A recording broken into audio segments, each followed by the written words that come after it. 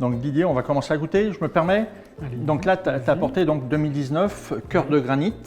Alors on est sur un rouge, un joli rouge rubis très intense, brillant et violacé. Le nez est direct et très expressif, c'est franc, c'est gourmand au nez déjà.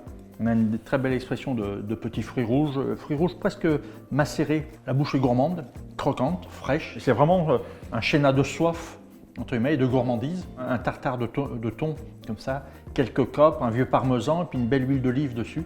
Un coup de sel et poivre, bien entendu. Mais je trouve sur le côté, la mâche du thon cru et puis les acidités un peu des capres et puis ce parmesan qui va ramener un peu de rusticité. Je pense qu'on peut faire une très belle entrée avec cette cuvée de cœur de granit 19 là.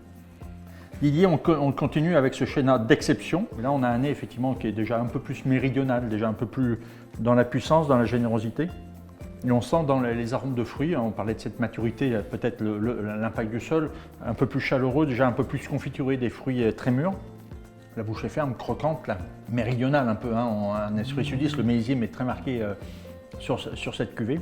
Je dirais bien un médaillon de veau, un peu façon osso bucco comme ça, et puis peut-être avec des trompettes, enfin des champignons, je pense un peu un côté forestière, ça peut être très agréable. Ça.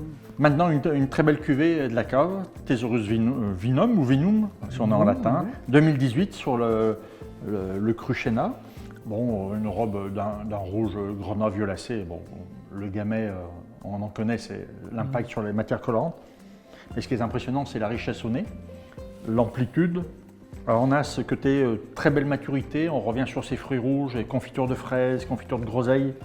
La bouche est ample, généreuse, charmeuse, croquante, gourmande. Une jolie tension qui harmonise tout ça, un très bel équilibre. Et je viendrai chercher là une viande un petit peu, un joli pigeon.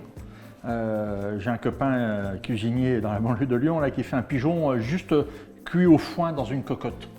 Et il pose le pigeon, il met du foin et il lutte, c'est-à-dire qu'il rend hermétique sa cocotte comme ça et il arrive à servir un pigeon qui est rosé et imbibé de ces arômes de foin fumé.